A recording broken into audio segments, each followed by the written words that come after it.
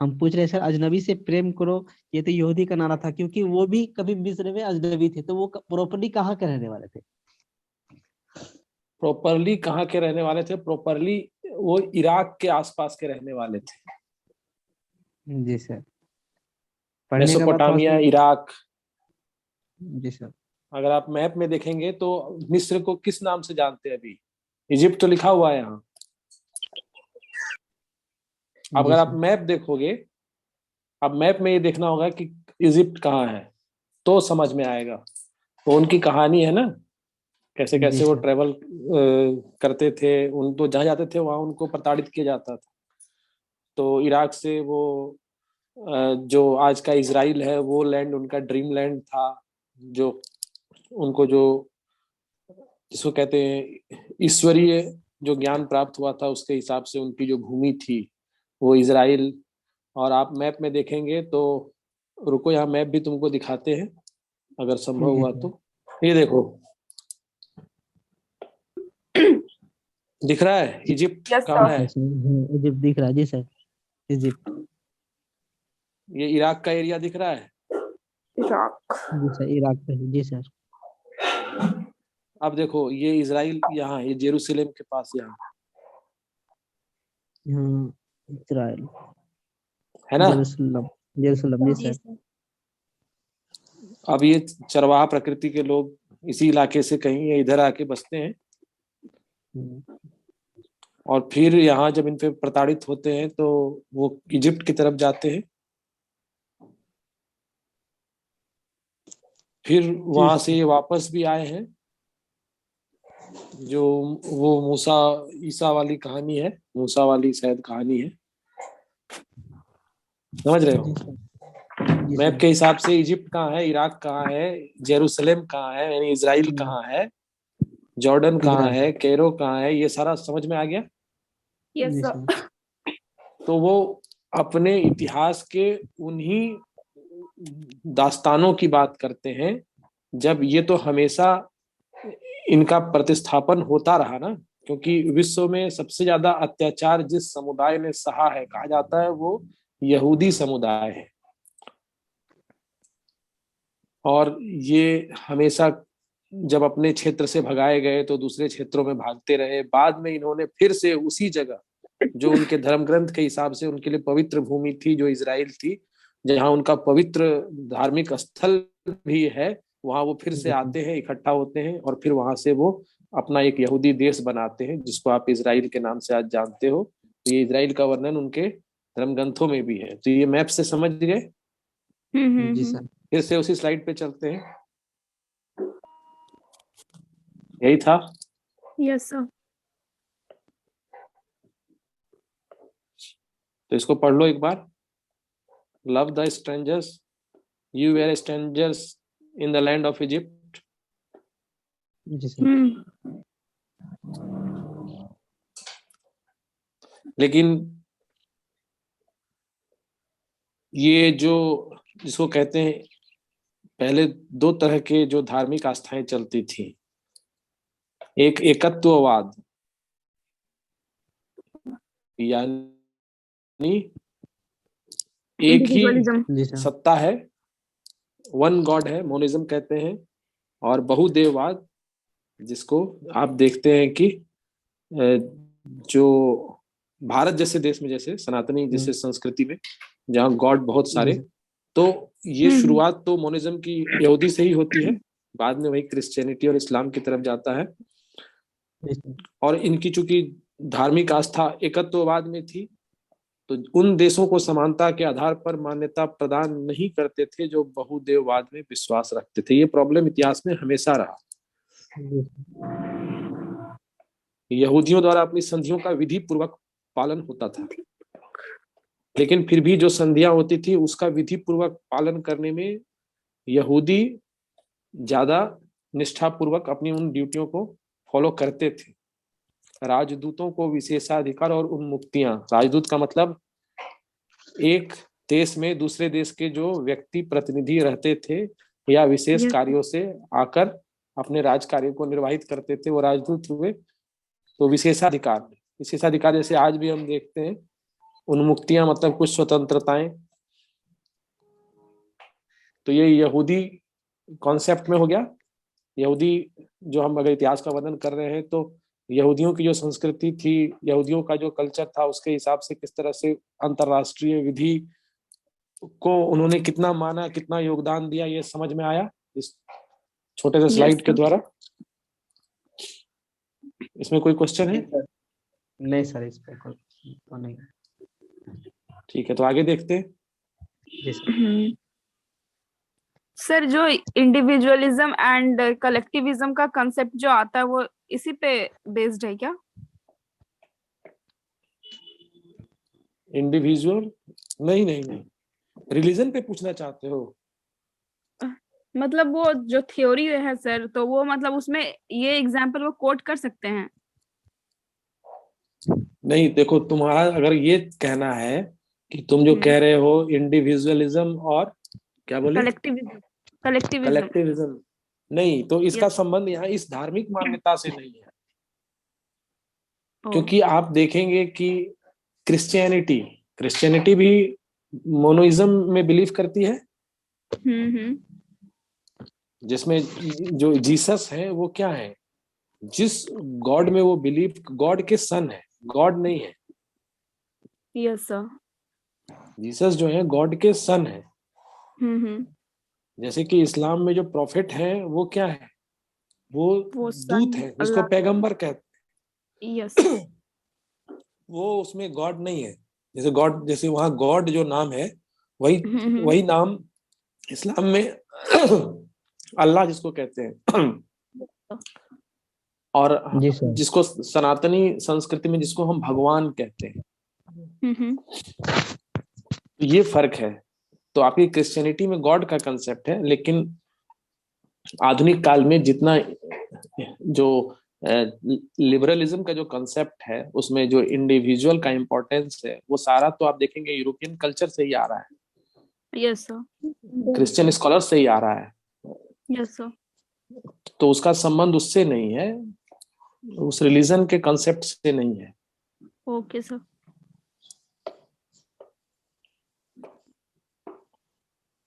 या फिर यूनानी, ग्रीक पीरियड्स। तो इनका तो काफी योगदान रहा ही है।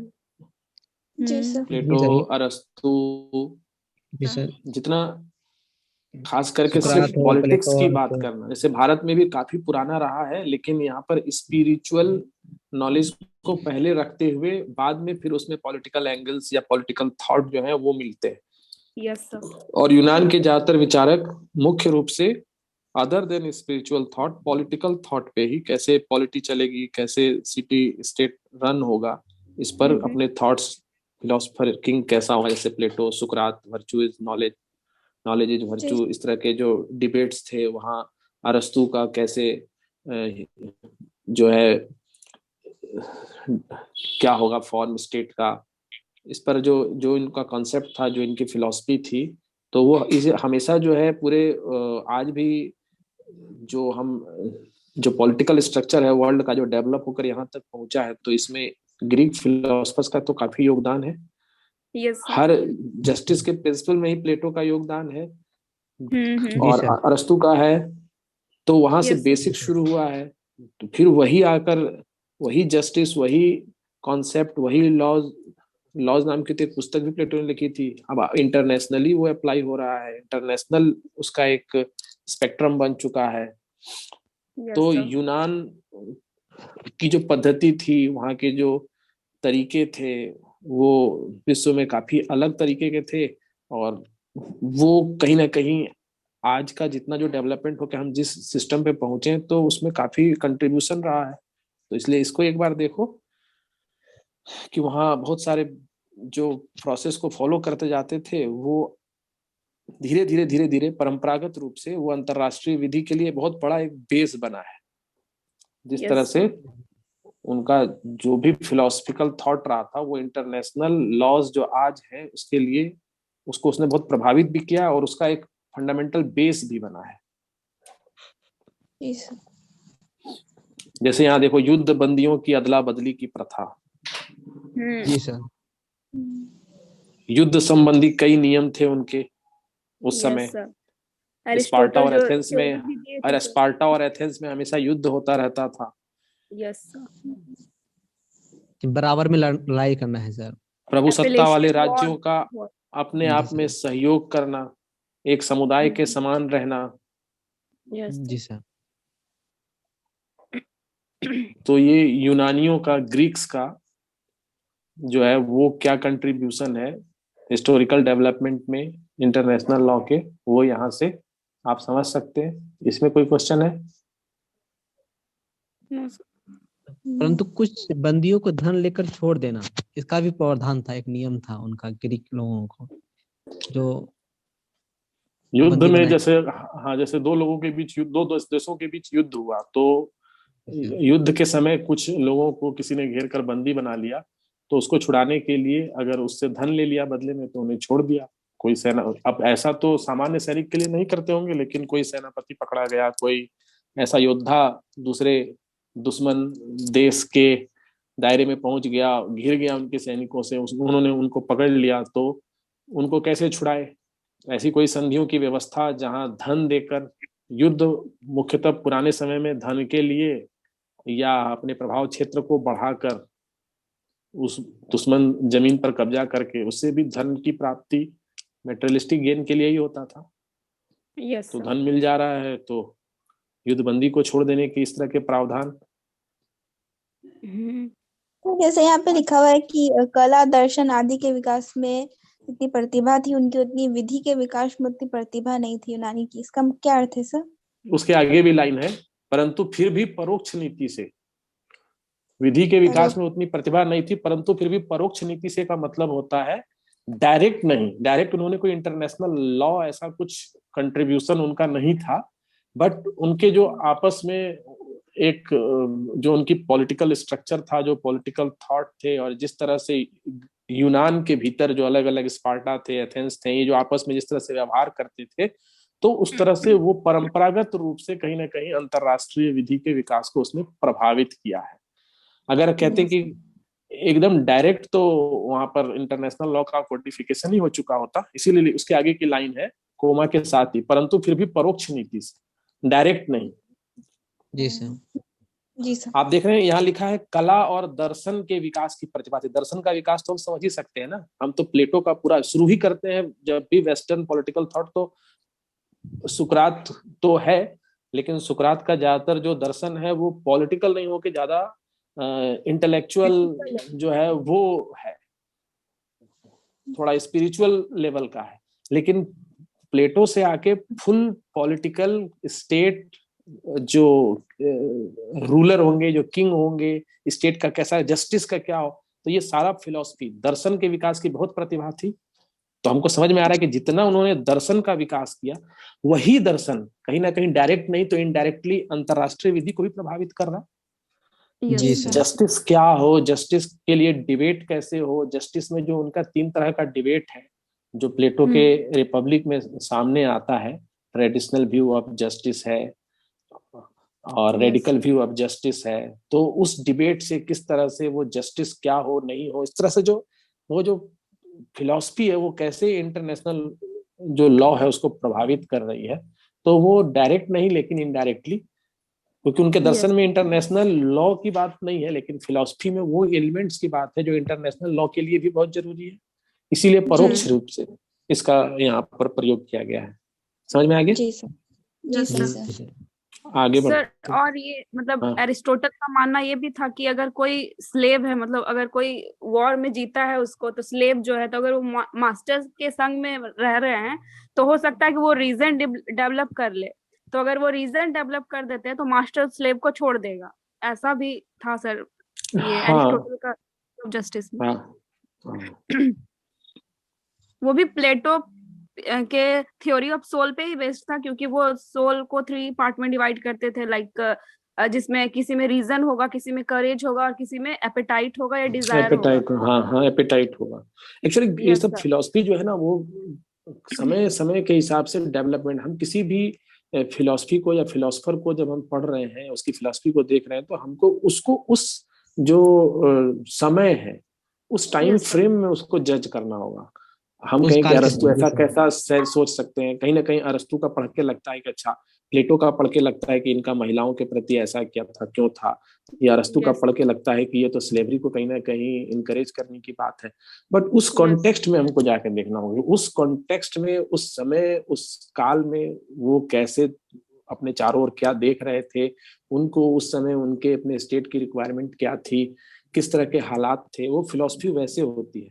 इसलिए जी अगर उस किसी भी फिलॉसफी से आगे कुछ किसी जो एक विशेष जो डेवलपमेंट प्रोसेस को जो उससे फायदा मिलता है, तो वो अच्छी चीजों को लेते हुए और उसमें जो बैड है या जो समय के साथ इररिलेवेंट हो चुका है उसको नेग्लेक्ट करते हुए आगे बढ़ना, तब उसी को प्रोग्रेस कहते हैं। Yes sir. ठीक है, जी सर। आगे बढ़ते हैं।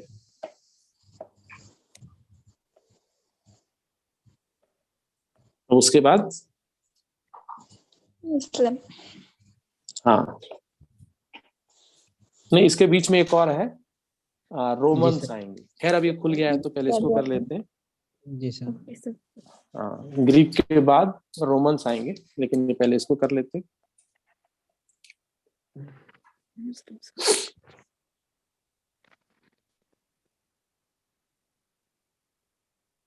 उस समय इनकी जो व्यवस्था थी, जैसा हमने ज्यूज में देखा, जैसे वो मोनोइज्म में बिलीव करते थे, तो उसी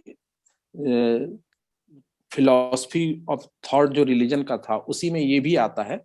जैसे पहले यहूदी आते हैं, उसके बाद उसी में से फिर जो एक अलग जीसस आते हैं, तो फिर वहां से क्रिश्चियनिटी की शुरुआत होती है। और Yes. उसी में से अगर आप देखेंगे तो वो कहानी पढ़ेंगे तो जो अब्राहम होते हैं उनके जो दो बेटे होते हैं, इस्माइल और इजाक, तो उसी में से एक, हाँ, एक जो है उन्हीं के जो फैमिली लीनियज में मोहम्मद पैदा होते हैं, और एक में जो है वो क्रिश्चियनिटी जो है वो शुरू होती है। तो ये इनका जो, हाँ, फैमिली रूट है वो एक ही है जहां से यहूदी धर्म शुरू होता है।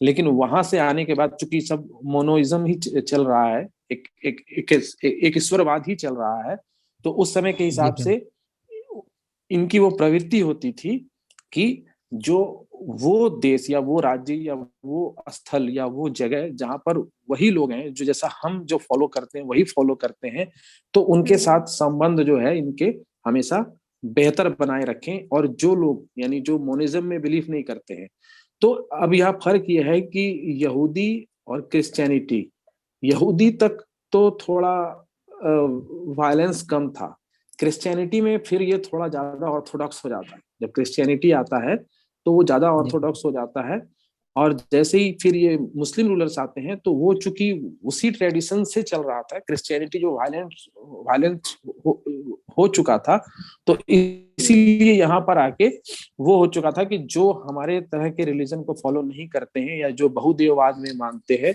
उनके साथ एक अलग तरह का व्यवहार, यानी कि उस युद्ध को ये लोग क्या कहते थे, जिहाद कहते थे। और अंतरराष्ट्रीय विषय के विधि के योगदान क्यों नहीं है, क्योंकि यहाँ पर योगदान इसीलिए घटा था कि ह्यूमन रीजनिंग कम हो गई थी। और आप देखते हैं कि उसके बाद से ज्यादातर जो है वो इतिहास, युद्ध का इतिहास शुरू हो जाता है। जी सर। विश्व में चारों तरफ जो है, क्योंकि वो एक था कि हम जिस तरह से बिलीव करते हैं उसी बिलीफ को आगे बढ़ाना है। पहले युद्ध होता था तो सिर्फ धन लूटने के लिए होता था, जमीन पर अपना कब्जा करके अपना शासन चलाने के लिए होता था। लेकिन यहाँ से फिर क्या शुरू होता है कि शासन चलाने के अलावा मुख्य ये है कि ये दूसरे रिलीजन को मानते हैं, तो हम जिस में बिलीव करते हैं हमको वो वहां पर उसको शुरू करना, उसको प्रोपेगेट करना है। लेकिन फिर भी जैसे इसमें कहता है कि युद्ध में स्त्री तथा बच्चे आदि को सुरक्षा देने के नियम बनाए गए थे। यानी कि जैसा कि इनके रिलीजन में था कि स्त्री और बच्चे, तो युद्ध में ये कॉन्सेप्ट जो है वो बहुत इंपॉर्टेंट रखता है कि युद्ध में लड़े तो हमेशा जो है वो पुरुष ही लड़ते थे, और पुरुष लड़ते थे और स्त्री और बच्चे गांव में रह जाते थे। तो स्त्री और बच्चे के लेकर क्या नीति हो, यानी स्त्री और बच्चों की सुरक्षा से संबंधित क्या हो, तो उससे संबंध में चूंकि जब भी कोई व्यवस्था आगे बढ़ती है तो उस व्यवस्था में जब कोई दोष होती है तो उसी व्यवस्था के बीच से ही उस दोष को ठीक करने की कहीं ना कहीं शुरुआत हो जाती है। तो जी जाहिर सी सर। बात है, जब युद्ध का दौर चला होगा और युद्ध में विभीषिकाएं आई होंगी, तो उसके बाद जैसे आप देखते हैं कि भारत में भी मुगलों का आक्रमण होता है, तो बाबर के बाद कौन आते हैं? अकबर। अरे हुमायूं कहाँ चला गया? हुमायूं हुमायूं सर, हुमायूं के उसके बाद बाद अकबर। अकबर। अकबर। हाँ, तो आप जब भारत का इतिहास पढ़ते हैं तो उसमें देखते हैं कि अकबर के बाद से थोड़े चेंजेस आ रहे हैं, जो नेचर ऑफ वायलेंस है उसमें चेंजेस आ रहे हैं, थोड़ा सा जो उनकी पॉलिसी है या स्ट्रेटजी है वो चेंजेस आ रहे हैं।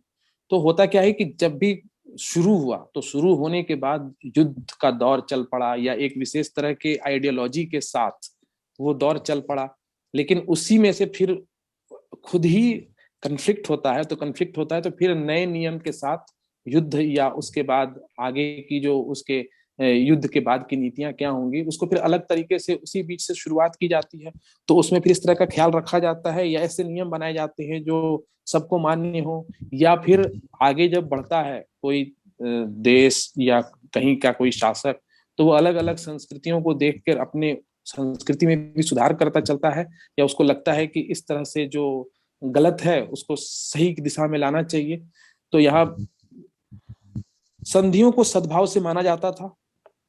उस काल की कई सारी संधियों का वर्णन हम पढ़ सकते हैं इतिहास में, यस सर। और उनका पूरा पालन किया जाता था। युद्ध बंदियों को इमाम की दया पर छोड़ दिया जाता था। ये एक उनका बुरा पार्ट ये था।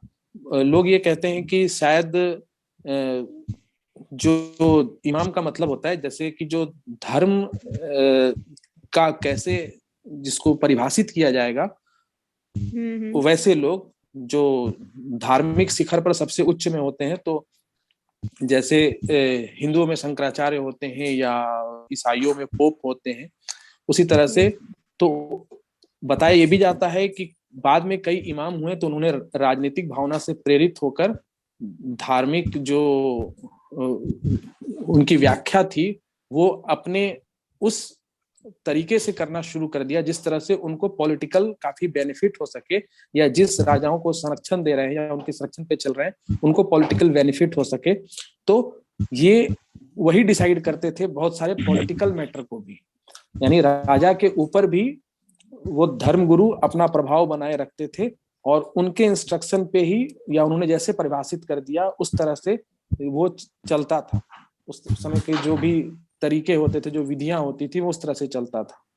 तो इस तरह से आप ये देख लेते हैं। इसमें कोई क्वेश्चन? जैसा कि आपने कहा कि मतलब पहले सब कोई अगर वॉर करता था तो लैंड के लिए या फिर वहां पे अपना मतलब कुछ जो भी वहां पे प्रॉपर्टी था उसको लूटने के लिए, ठीक है। लेकिन मतलब जब क्रिश्चियनिटी मतलब पोर्तुगीज लोग इंडिया में आए थे तो वो लोग क्रिश्चियनिटी को स्प्रेड करने के लिए बहुत ज्यादा आतंक मचाए थे गोवा वगैरह में। हाँ, तो मुस्लिम के बाद में आ रहे हैं। ये तो आप ये देख रहे हैं 600 BC 25 में है, और आप पुर्तगीज जो आ रहे हैं 1400 में आ रहे हैं। Yes sir. हम तो बहुत पहले की बात बता रहे हैं, मतलब हम ये जो बता रहे हैं, आप देखें हूण का भी आक्रमण हो रहा है भारत पे, यानी कि एकदम ईसा के पास, यानी जैसे शक और कुषाण, तो शक और कुषाण के समय चले जाएं, सिकंदर का आक्रमण हो रहा है। तो सिकंदर कोई धर्म फैलाने थोड़े ही गया था, यानी कि ईसा पूर्व 500 साल पहले जब चंद्रगुप्त मौर्य हैं। तो हम जब ये कह रहे हैं तो वो पूरा इतिहास मतलब यहाँ तक पहुंचने के पहले की बात कर रहे हैं। सिकंदर का आक्रमण हो रहा है, कुषाण के आक्रमण हो रहे हैं, कुषाण तो यहाँ है, जैसे हुनों का आक्रमण हो रहा है, या विश्व में और भी कहीं कहीं युद्ध हो रहे हैं। रोमन एम्पायर में भी बहुत सारे युद्ध हो रहे हैं। वहां वो प्रवृत्ति नहीं है। ये प्रवृत्ति यहाँ से ज्यादा तेजी से शुरू होती है। इसकी शुरुआत हालांकि क्रिश्चियनिटी से ही हो जाती है। क्रिश्चियनिटी भी शुरू में काफी वायलेंट उसका जो है रुख रहा था। तो वो हेरिटेंस में आया क्योंकि उसी से निकला, उसी फिलोसफिकल कॉन्सेप्ट से निकला, तो वो इनहेरिटेंस में आया। लेकिन सबसे वायलेंट रूप वहीं से शुरू हो जाता है, क्रिश्चियनिटी से ही शुरू हो जाता है। लेकिन क्रिश्चियनिटी के साथ खास बात ये थी कि क्रिश्चियनिटी में वैसे भी इमाम की दया पर है ना, तो वहां पे पोप या जो चर्च के जो होते थे बड़े पादरी, लेकिन वहां पर एक दौर आया जब आप पढ़ोगे इतिहास में जिसको कहते हैं एनलाइटमेंट का दौर। रिनेसेंस, रिनेसां जिसको कहते हैं, रेनेसां जो है और एनलाइटमेंट जो है, वहां से बहुत बड़ा चेंजेज आ गया। वहां से चेंजेज ये आ गया कि क्रिटिसिज्म का दौर शुरू हो गया, और क्रिटिसिज्म को एक विशेष इंडिविजुअलिज्म पे जोर दिया गया, और क्रिटिसिज्म को माना गया कि इस पर कोई अथॉरिटी नहीं होनी चाहिए, सबको हक होना चाहिए, वो कुछ भी क्रिटिसाइज कर सके, और ह्यूमन रीजनिंग का इम्पोर्टेंस बढ़ गया। इससे क्या हुआ कि वहां से चर्च का सारा जो शासकों पे एक पकड़ थी, यानी पहले चर्च ही रूल करता था, होली एम्पायर कहते थे, होली रोमन एम्पायर, मतलब राजा है लेकिन उसके ऊपर चर्च है या उसके ऊपर पादरी है, वो खत्म हो गया। आदमी की रीजनिंग कैपेबिलिटी को कोई दबाने वाला नहीं रहा, क्योंकि होता क्या है कि आदमी कोई ह्यूमन रीजनिंग देगा तो फिर उसको जो धर्म का जो ऊंची कुर्सी पे बैठा है वो कहेगा कि आप जो कह रहे हैं वो धर्म के विरुद्ध है। मतलब कोई भी धार्मिक ग्रंथ को अगर ये मान लो कि वहां पर नॉलेज खत्म हो जाता है, उसमें जितनी बात बताई गई है उसके अलावा और कोई ज्ञान नहीं है, तो आदमी के ज्ञान का विकास नहीं होगा। आप देखते हैं कि विश्व में ईसा के बाद 1400 तक चले आओ तो विश्व में कोई बहुत बड़ा आविष्कार और चमत्कार नहीं हो रहा है, लेकिन जब एनलाइटमेंट का दौर हो जाता है उसके बाद आप देखेंगे विश्व में चमत्कार शुरू हो जाता है, क्योंकि उसके बाद ह्यूमन रीजनिंग का इंपॉर्टेंस बढ़ जाता है। उसके बाद सारी धार्मिक जो भी मान्यताएं थी उसको क्वेश्चन करने की स्वतंत्रता मिल जाती है। यूरोप में क्रिश्चियनिटी में पोप और पादरी का महत्व कम हो जाता है। उसके बाद आप देखते हैं कि हम आधुनिक काल में प्रवेश करते हैं, भाप इंजन बनता है, कल कारखाने बनते हैं, पूरी संस्कृति बदल जाती है, कैपिटलिज्म आता है। उसके बाद सही तेजी से जो शुरू होती है, तो आज हम देख रहे हैं इतना जो हम दूर तक पहुंचे हैं, अगर इनलाइटमेंट नहीं होता तो हम यहाँ तक नहीं पहुंचते। क्योंकि कुछ भी किसी ने कह दिया कि नहीं, धार्मिक ग्रंथ में लिखा है कि सूर्य के चारों, पृथ्वी के चारों ओर सूर्य घूमता है, तो किसी वैज्ञानिक ने कह दिया कि नहीं, पृथ्वी सूर्य के चारों ओर घूमती है, तो मार दिया गया। Kepler and Copernicus. हाँ, क्यों? क्योंकि धार्मिक व्यक्ति यही कहते हैं, धर्म ग्रंथ में यही लिखा है, ठीक है। उसी तरह से इस्लाम के साथ भी प्रॉब्लम था। उनके बहुत सारे इमामों ने ये एक्सप्लेन कर रखा था कि पृथ्वी फ्लैट है। तो अगर वहां पर अगर कोई उनको ये बताए कि नहीं, पृथ्वी तो फ्लैट नहीं है, ह्यूमन रीजनिंग को कोई इंपॉर्टेंस था ही नहीं। नहीं, आप कैसे कर सकते हैं? इमाम कहते हैं कि पृथ्वी फ्लैट है, तो मार दो इसको, तुरंत मारो। तो ये वायलेंस जो है क्रिश्चियनिटी में जो फॉलो किया था, वो इसमें चूंकि इनहेरिटेंस से उसको फॉलो किया, तो ये वहां चलता रहा। वो तो इनलाइटमेंट आने के बाद आज भी आप देखते हैं, सुनते हैं ना कि पाकिस्तान में अभी एक वीडियो आया कि क्यूआर कोड देख के एक आदमी कह रहा है कि ये क्यूआर कोड जो देखो, इसमें जो है वो इसका नाम लिखा हुआ है, इसलिए हम आग लगा देंगे, पूरा ट्रक में आग लगा देंगे। तो इसलिए है क्योंकि ह्यूमन रीजनिंग को इंपॉर्टेंस नहीं है। ह्यूमन रीजनिंग के ऊपर वो व्यक्ति या उसके थॉट जगह बना लेते हैं जो कहते हैं कि नहीं, आपको अब अधिक जानने की जरूरत नहीं है, दिमाग लगाने की जरूरत नहीं है, जो हम बताते हैं वही दिमाग है। क्योंकि हम जो बताते हैं वो हम बताते हैं उस सोर्स से जो आपने नहीं लिखा है, वो एकदम धार्मिक सत्य है, उसके आगे नहीं सोचना है। तो वो दिक्कत हो जाती है। इसीलिए जो है ये इनलाइटमेंट बहुत बड़ा, वो तो अलग है, अगर कभी पॉलिटिकल साइंस में तो उसकी इतनी जरूरत नहीं पड़ती है, लेकिन कभी अगर हुआ तो उसकी चर्चा करेंगे। समय कितना बचा है सर? कितना समय बचा है? 2-3 मिनट बचा हुआ सर। 6 मिनट। तो रोमन वाला खत्म कर देते हैं। रोमन वाला खत्म करने के लिए हमको रोमन वाला भी पढ़ा देते हैं, तो ये खत्म हो जाएगा। तो हमको एक बार फिर से लिंक शेयर करना पड़ेगा सर। सिकंदर से रिलेटेड एक, मतलब कि जैसे कि हिंदी में तो उसको सिकंदर और इंग्लिश में तो उसको अलेक्जेंडर, तो वही है ना सर? हाँ, एक ही है। जैसे कि अरस्तु अरिस्टोटल है। Yes sir. तो उसका मतलब उसका डेथ से कंसर्न एक मतलब सवाल था सर। मतलब हर बुक में कुछ उसका अलग से लिखा गया है। कोई कहता है कि मतलब वो जो कोई एक रिवर था, वो मतलब कि पार करने के टाइम पे। ऐसा करो, फिर से लिंक देते हैं ताकि हम रोमन भी खत्म करवा दें। और कैसे मरा ये हो सकता है, क्योंकि आप समझ सकते हो कि जो बात 2200-2400 साल पुरानी है, तो उसमें तो कई बातें होंगी ना हिस्टोरिकल। वो तो आज के जमाने में भी हो जाती है। कोई मरता है तो कह सकते हैं, लाल बहादुर शास्त्री के बारे में आप कह सकते हैं कि वो खुद ही मरे या जहर से मरे। नहीं सर, उनका तो नहीं कह सकते ना, हुआ ही नहीं। तो जो 25-50 साल पहले की बात है, उसके लिए आप गारंटी नहीं दे सकते हैं, तो 2400-2500 साल पहले का आप कैसे गारंटी दे सकते क्या हुआ था? जो इतिहासकार लिख लिया, जिसने जिस इतिहासकार को पढ़ लिया या जिस इतिहासकार ने जिस तरह से प्रूफ कर दिया वही सत्य है। फिर से लिंक देते हैं। जी ओके सर। सर। देखो रोमन्स तो शुरू हो जाता है तुम्हारा 300 AD के आसपास से ही शुरू हो जाता है। रोमन सिविलाइजेशन तो ईसा पूर्व भी था, समझ गए। रोमन का मतलब क्या हुआ, खास करके जो इटली देश है ना आज के समय में, जी सर। इटली में रोम है, पता है। हम्म। जी सर। तो यूरोप में रोम एक बहुत ही शक्तिशाली जो है वो राज्य था, और उसने दूर दूर तक अपना प्रभाव जो है वो जमा रखा था। दूर दूर तक यूरोप के कई देश जो है उनके साथ युद्ध में उनको पराजित करके अपना साम्राज्य फैला रखा था। वही है रोमन साम्राज्य। वहां जो शासक हुए, तो जब क्रिश्चियनिटी शुरू हुई तो रोमन साम्राज्य ने, कोई भी धर्म तब बड़ा हुआ है इतिहास में, अगर आप देखेंगे तो उसको किसी साम्राज्य ने, किसी राजा ने अपना लिया है और उसके बाद उसका प्रसार किया है। जैसे आप भारत में देखेंगे कि अशोक ने जब बुद्ध धर्म को अपना लिया तो उसके बाद बौद्ध धर्म काफी फैला। जी सर, काफी बैंकॉक हो, चाइना हो, जापान हो, श्रीलंका हो, हर जगह, क्योंकि वो राजा के आश्रय पर। इंडोनेशिया हो। उसी तरह से क्रिश्चियनिटी को जब रोमन साम्राज्य ने अपना लिया तो उसके बाद उसका काफी प्रसार हुआ, पूरे यूरोप में हुआ। और जब यूरोप से लोग हमारे देश में आए तो हमारे देश में या जहां जहां उन लोगों ने अपने कॉलोनीज बनाए, उसी तरह से आप देखेंगे कि इस्लाम धर्म को जब वहां के शासकों ने अपना लिया तो उसके बाद उसी शासकों से फिर उसका प्रसार हुआ। जहां जहां फिर उस समय युद्ध में उनका जहां तक प्रभाव बढ़ता गया, वहां वहां उनके प्रभाव के साथ वो धर्म भी चलता गया। तो ये जो रोमन साम्राज्य है, तो इसका जो सबसे ज्यादा योगदान है रोमन साम्राज्य का, ये ज्यादातर योगदान जो है वो 14वीं शताब्दी के बाद का है।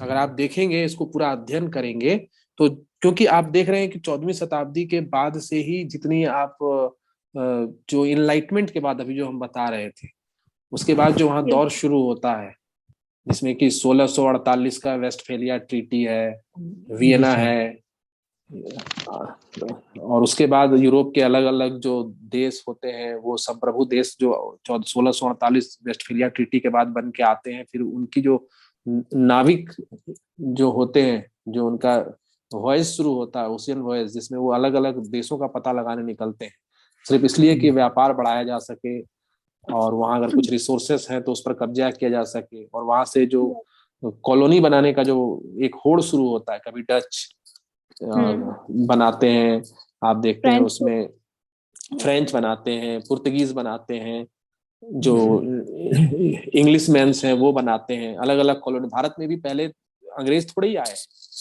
डच से शुरू, डच, पुर्तगीज, और बाद में जो दूसरे आए उन्होंने, उनकी आपस में लड़ाई हुई, अंग्रेजों और फ्रेंच के बीच में, यहाँ भारत में भी लड़ाई हुई। और उसके बाद वो फिर क्या हुआ कि जो जो कमजोर पड़ते गए उनका वो हिस्सा हथियाते चले गए, या तो फिर उनको किसी विशेष संधि से मिलता चला गया। और फिर बाद में अंग्रेजों का शासन जो है, क्योंकि अंग्रेजों का नेवल फोर्स काफी उस समय मजबूत था, तो ये रोमन ने क्या असर डाला अंतरराष्ट्रीय विधि में, तो ज्यादा इम्पोर्टेंट है, तो इसको भी हम लोग देख लेते हैं। रोमन ने इतना प्रभाव डाला कि आज इंटरनेशनल लॉ, क्या अगर हम अपने देश का देख लें तो हमारा तो सारा लॉ ही जो है वो उन्हीं के भरोसे है। हमारा तो सिस्टम ही उन्हीं के भरोसे है, और हम जिस भाषा में पढ़ते हैं या यहाँ का जुडिशियल वर्क होता है वो सब तो रोमन लिपि और वही इंग्लिश में होता है। जी सर, है ना। तो इनका प्रभाव तो मतलब, तो देखो यहाँ ही रहा है। हाँ, इसको क्या बहुत छोटा है क्या, तुम लोगों के मोबाइल पे कितना आता है, कुछ पढ़ने लायक आता है? पढ़ लेते हैं सर। यस सर, पढ़ पाएंगे मुख्य जो है उसको ध्यान दे दो। 16वीं 17वीं शताब्दी 16वीं शताब्दी का मतलब जब 16वीं लिखा हो, इसका मतलब जो 100 के बाद 1501 से शुरू होता है, 1501 1502 ये हो गया Yes, sir. 16वीं शताब्दी, जी मतलब सर। 1600 की तरफ जा रहा है। यस और Yes, 17वीं sir. शताब्दी का मतलब जो 1601 1602 1601, 1699 ये हो गया 1602 17वीं शताब्दी। समझ गए? Yes, sir. अच्छा, रोमन विधि ने अंतरराष्ट्रीय विधि के विकास को अत्यधिक प्रभावित किया। अपने प्रारंभ काल में रोम एक छोटा सा नगर राज्य था। नगर राज्य इसको पॉलिटी कहते थे ग्रीक में। जी सर। यस इसके संबंध अन्य राष्ट्रों से थे और ये संबंध कुछ निश्चित अंतरराष्ट्रीय नियम पर आधारित थे। निश्चित का मतलब उस समय उन्होंने कुछ नियम बनाए होंगे कि हमारा यह नगर राज्य जो है किसी और नगर राज्य के साथ संबंध जब बनाएगा, खास करके अगर देखेंगे तो उस समय व्यापार बहुत होते थे और भारत से भी व्यापार होता था, तो ज्यादातर तो व्यापार से संबंधित, क्योंकि व्यापार ऐसा है कि अगर उसमें कुछ नियम का पालन नहीं होगा तो दूसरा राज्य आपसे व्यापार करेगा क्यों। पहले समय में भी अगर व्यापारी गए, व्यापारियों को नुकसान हो गया, व्यापारियों को गिरफ्तार कर लिया गया, व्यापारियों के साथ उनके माल के साथ कुछ गलत होता है, तो ऐसी स्थिति में व्यापार पे दिक्कत हो जाती है। व्यापार में क्या है, दो तरफा निर्भरता होती है, एक बेचता है पैसे लेता है और दूसरे को सामान मिलता है। यस जी सर। रोम साम्राज्य का विस्तार, ये इतिहास में ये अलग ही अध्याय है, कैसे कैसे रोमन साम्राज्य का विस्तार होता है। इस पे थोड़ा सा शॉर्टकट में बता दिया सर। रोमन साम्राज्य का विस्तार में ज्यादातर किस तरह से युद्ध के बाद रोम अपना जो है विस्तार कर रहा है, जिसमें आपको वहां के महान राजाओं का वृतांत भी पढ़ना पड़ेगा। जूलियस सीजर के बारे में पढ़ना पड़ेगा, कैंचिनोपोल के बारे में पढ़ना पड़ेगा, अगस्टीन के बारे में पढ़ना पड़ेगा। हर साम्राज्य में कुछ महान किंग होते हैं, तो उनका क्या एडवेंचर रहा, किस तरह से उन्होंने अपने साम्राज्य का विस्तार किया, वो सब जानने की बात है। रोम साम्राज्य का विस्तार का मतलब यानी जो रोम शहर था उससे उसका राज्य फैलते फैलते कहाँ तक, अगर आप मैप देखेंगे तो तुर्की तक, जिसमें आप कैंस्टिनेपोल जिसको कहते हैं, कुस्तुनतुनिया, यस वहां तक वो साम्राज्य फैल गया था। कुस्तुनतुनिया जिसको कहते थे उस समय, कैंस्टिनोपोल जिसको कहते थे, वहां तक वो साम्राज्य फैला था। बाद में वो जब ओटोमन साम्राज्य आता है तो उसका एक शासक होता है सुल्तान महमूद, वो युद्ध में मतलब इन रोमन साम्राज्य के जो राजा थे उनको हराकर उसको अपने में मिलाता है। तब वो तुर्की देश जो है वो आज अलग से, और वो शहर तो आज भी है, जो बहुत महत्वपूर्ण शहर था उस समय। जी सर। रोम के लोगों ने जिस विधि की प्रणाली का विकास किया था उसे जस सिविल कहते थे। बाद में उन्होंने जस जेंटियम नाम की विधि प्रणाली का विकास किया। ये सब लैटिन वर्ड है। जी सर। आप देखते हैं जस, इसी से जस्टिस बना है।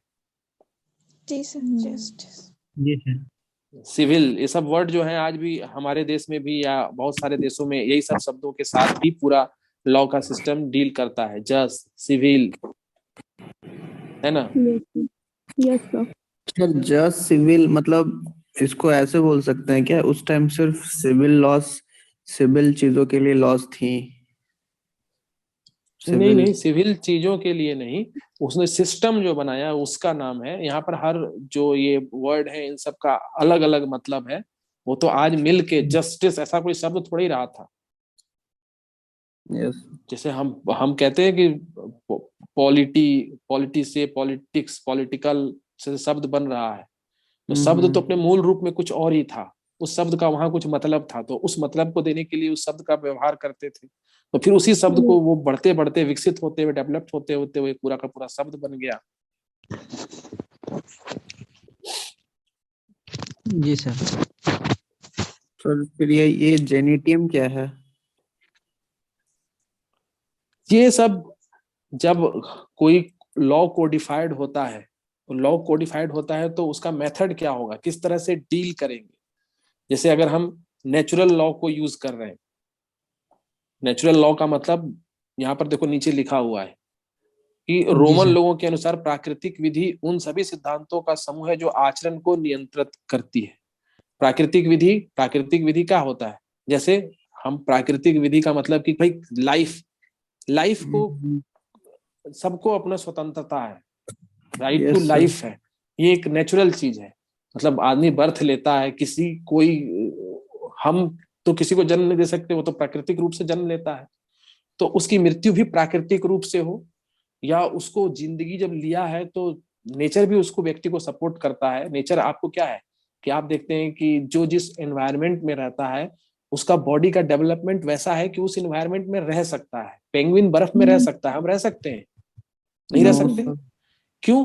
क्योंकि उसकी लाइफ वही है, तो नेचर ने उसको ऐसा बना दिया है कि वो वहां जिंदा रहे। वो उस नेचर से हमने सीखा है कि नेचर भी हमेशा ये देखता है। जिराफ का गर्दन लंबा होता है क्योंकि वो उस क्षेत्र में पाया जाता है जहाँ ऊंचे पेड़ होते हैं और पत्ते बहुत ऊपर लगते हैं। तो ये लाइफ जो है बहुत कीमती है, इसको किसी भी सामान्य तरीके से न लिया जाए। अगर लिया जाए तो उसकी लॉजिकल रीजनिंग हो, उसके लिए कानून हो। ये नेचुरल चीज है, मतलब हम जो प्रकृति से ही सीखते हैं कि प्रकृति भी सपोर्ट करती है आदमी के जीने के लिए। तो इससे संबंधित कोई विधि, या विधि का मतलब ऐसे नियम जिसको सभी फॉलो करेंगे, कोई भी अपने हिसाब से अराजक होकर कार्य नहीं करेगा। तो इस तरह के जो सिस्टम या मॉडल डेवलप हो रहे हैं, तो उन्हीं का नाम रखा जाता है। तो उसी में नेचुरल, जस्ट सिविल, जस्ट जेंटियम, इस तरह के नाम रखें। ये सब लैटिन वर्ड है, अलग अलग इनके अपने मतलब। तो इस तरह से आप अंतरराष्ट्रीय विधि को प्रभावित इसने बहुत किया है, नो डाउट। सर तो कोई सर इसमें एक और बात है सर। इसमें रोमन लोग थे सर, इसमें दो तरह का युद्ध होता था सर, एक अन्यायपूर्ण, एक न्यायपूर्ण। तो इनको कैसे डिफाइन करेंगे सर? हाँ, वो भी बात करते हैं, आगे चलते। ये देखो, जो तुम पूछना चाह रहे हो वो यहाँ है, जस्ट और अनजस्ट। जस्ट का मतलब ये कॉन्सेप्ट इसलिए आया है, आज भी आप जो युद्ध के नियम पढ़ेंगे तो उसमें दो तरह के युद्ध होते हैं। आपने जो युद्ध शुरू किया है, आपको प्रूफ करना है कि ये जस्ट है। किसको प्रूफ करना है? प्रूफ करने का मतलब, अगर हम इंटरनेशनल सिस्टम में हैं, तो इंटरनेशनल सिस्टम में अगर जस्ट वार है तो आपको क्या है, इंटरनेशनल कम्युनिटी का सपोर्ट रहता है। अनजस्ट वार का मतलब क्या होता है? आज हमारे देश का मन करे कि नेपाल एक बहुत छोटा सा देश है और हमको बहुत दिक्कत होती है। दिक्कत तो होती है ना, बहुत सारे ऐसे स्ट्रेटेजिकल पॉइंट्स हो सकते हैं नेपाल में जहां से हम बेहतर रूप से चाइना का सामना कर सकेंगे या चाइना पर दबाव बना सकेंगे। या अगर भूटान भी छोटा सा देश है और हम देखते हैं कि हमारी जो नॉर्थ ईस्ट का जो पार्ट है, ये एक बहुत ही सकरे जो है गलियारे से हमारा देश जो है, अगर आप मैप देखेंगे हमारे देश का मैप, तो चिकन नेक समझते हैं, मुर्गा का गर्दन कितना पतला होता है। जी सर। तो हमारे देश का नक्शा देखेंगे तो हमारा नॉर्थ ईस्ट कितना बड़ा एरिया है, लेकिन जो जुड़ता है बहुत 40 से 60 किलोमीटर का ही एक दायरा पड़ता है बीच में। एक तरफ बांग्लादेश है। जी सर। तो अगर हम भूटान या नेपाल को, छोटा छोटा देश है, उसमें ताकत भी ज्यादा नहीं है, हमको तो लगता है कि सुबह अगर शुरू करें लड़ाई तो शाम तक कंप्लीट हो जाएगा काम।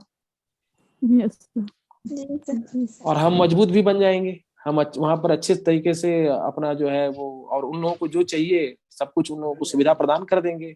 और वहाँ की इकोनॉमी तो और बेहतर भी कर सकते हैं हम लोग, उनके पास जो नहीं है, आखिर तो हमसे तो गरीब ही है ना।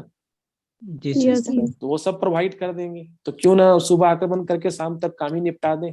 आराम से हम चाइना को भी देख लेंगे, चिकन नेक का जो प्रॉब्लम है वो भी हमारा खत्म हो जाएगा, बांग्लादेश पे भी काफी अच्छा हम प्रेशर बना कर रख सकेंगे।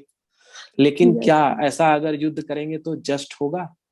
उसने हम पे आक्रमण किया नहीं, उसकी संप्रभुता है, अक्षुण है, उससे ने कोई ऐसा हमारी सीमा पर कोई दखल दिया नहीं, युद्ध उकसाने वाला कोई कार्य किया नहीं।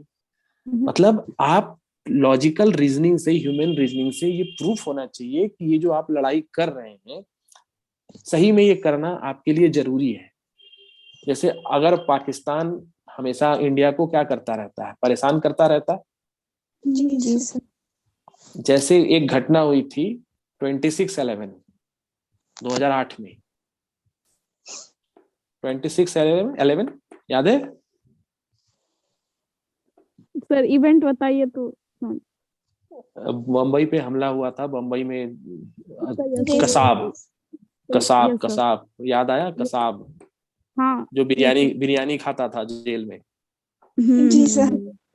हाँ, अगर उस समय भारत में अगर थोड़ी सख्ती रहती डिसीजन मेकिंग की जी सर। तो इतनी बड़ी घटना हुई थी और प्रूफ हो गया था कि पाकिस्तान के बैठे लोग ही इसको ऑपरेट कर रहे थे। तो हम अगर उस समय पाकिस्तान पे आक्रमण कर देते और घटाक से पीओके ले लेते या बहुत बड़ा नुकसान पहुंचा देते तो वो बार जस्ट होता, अनजस्ट नहीं होता। क्योंकि आप हमारे देश में घुर के इतना बड़ा आतंक मचाते हैं, 2-2 दिन तक पूरा का पूरा शहर जो है वो आप उसको अपने कब्जे में बड़े बड़े प्रतिष्ठानों को रख लेते हैं।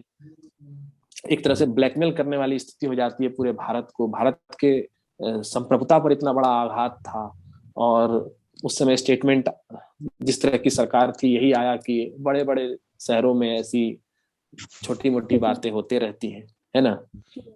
तो वैसी स्थिति में अगर भारत युद्ध कर देता तो वो अनजस्ट नहीं होता, उसको हम जस्टिफाई कर सकते थे। सर तो अभी भी तो जैसे हुआ था पुलवामा वाला, तो इस टाइम भी तो हम लोग पीओके ले सकते थे। पुलवामा हुआ तो आप देखेंगे कि पुलवामा के जवाब में हमने कुछ कार्रवाई की, और जब हमने कार्रवाई की तो एक चीज पर ध्यान दिया होगा कि विश्व में अंतरराष्ट्रीय समुदाय से कोई विरोधी आवाज नहीं आई। पाकिस्तान ने बहुत कोशिश की, किसी ने ये नहीं कहा कि भारत ने ये गलत किया, इसको नहीं करना चाहिए, हमारे बहुत दुश्मन है पूरे विश्व में, लेकिन सभी चुप रहे क्योंकि हम जस्ट थे। वो छोटा सा एक ऑपरेशन था, सर्जिकल ऑपरेशन कहते हैं उसको, मतलब हमने युद्ध नहीं किया, सर्जिकल स्ट्राइक था, फुल्ली वॉर नहीं था, लेकिन फिर भी आप देखेंगे कि अगर वो अनजस्ट रहता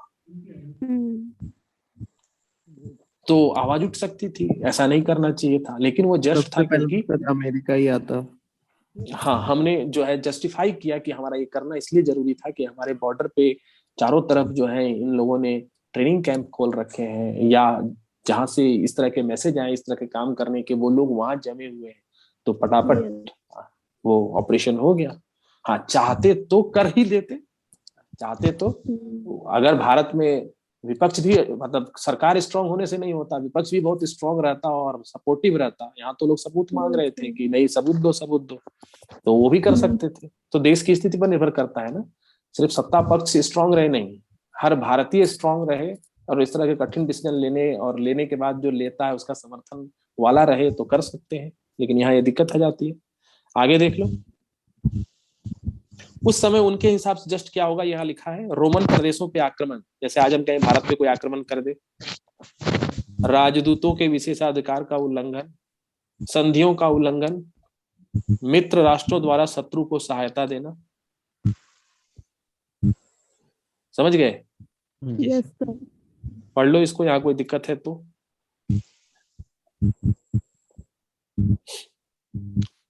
रोमन लोग संधि का विधि पूर्वक पालन करते थे। उनके अनुसार केवल पूर्व सूचना के द्वारा ही वो संधि समाप्त की जा सकती थी।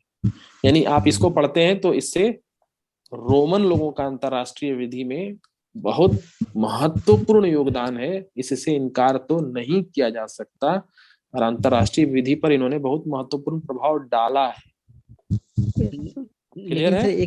सर इनका एक और विचार है सर, जैसे कि युद्ध होने का विचार है। जब युद्ध समाप्ति करता है सर, तो उनका तीन प्रकार का विचार की जाती है सर। एक संधि द्वारा, आत्मसमर्थन संधि द्वारा, शत्रु राज्य पर जीत हासिल करके इनके द्वारा की जाती है। तो शांति संधि के द्वारा की जाती है, ठीक है सर, हम मानते हैं। तो आत्मसमर्थन का मतलब द्वारा, इसके मतलब आत्मसमर्पण का मतलब होता है जब दो देश लड़ाई कर रहे हैं तो युद्ध कब तक नहीं रुकता है, जब तक कि दूसरा भी युद्ध के लिए तत्पर है। अगर दूसरा कहता है नहीं हम सरेंडर कर रहे हैं, हमें युद्ध नहीं करना है, तो हम और नुकसान नहीं पहुंचाएंगे, न सेना मरेगी। जैसे बांग्लादेश जब बन रहा था तो भारत जब मुक्ति बाहिनी की मदद कर रहा था तो पाकिस्तान झुकने को तैयार नहीं था। लेकिन जब वो स्टेज आ गया कि उसके 76,000 सैनिक हमने बंदी बना लिए, तो उसने क्या किया, आत्मसमर्पण किया। अगर वो आत्मसमर्पण नहीं कहता कि ठीक है 76,000 जो सैनिक है ना उसको बांध के रखो, बाकी हम उधर और लड़ाई करेंगे, तो हमको क्या करना पड़ता, उस 76,000 में और दबाव बनाने के लिए फिर उनमें कमांडर को मारते, फिर उसमें से और किसी को मारते, उधर भी बंदी बनाते, और भी युद्ध चलता ही रहता ना, खत्म तो नहीं होता ना। खत्म तो या तो संधि कर लो, या आत्मसमर्पण कर लो, या तो मिल जाओ। जी सर। और बोलो। अब इसमें कुछ महत्वपूर्ण चीजें हैं, जैसे कि वेस्टफेलिया की संधि है और वियना कॉन्फ्रेंस है, ये दोनों फिर कभी बताएंगे। Okay sir. अभी इतना ही मेहनत करो, इसी को समझो। जी सर, थैंक यू सर।